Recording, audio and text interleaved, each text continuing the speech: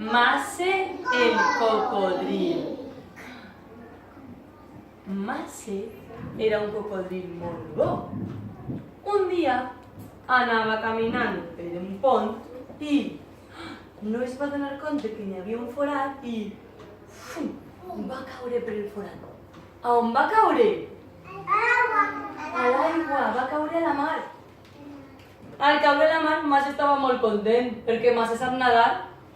Però al fons de l'aigua, qui estava? I què diu el fantasma? Mase va tindre molta por. Mase va intentar enfilar fins al pont i va començar a botar superfort, però no podia, no arribava. Aleshores va trobar a l'aigua, flotant, què va trobar? Dos plomes de pardal. Se les va ficar i va començar a volar fins al...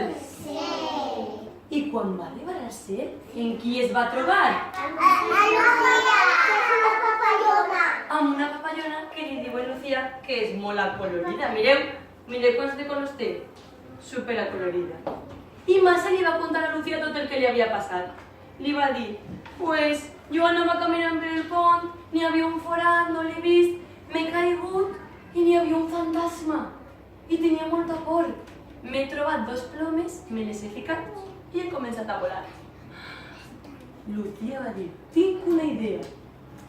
Sabeu quina idea tenia Lucía? Anarem a buscar un vidre per tapar el forat. I quan taparen el forat, tots els animals estaven contents perquè ja podien passar per el pont. Anem a obrir el pont?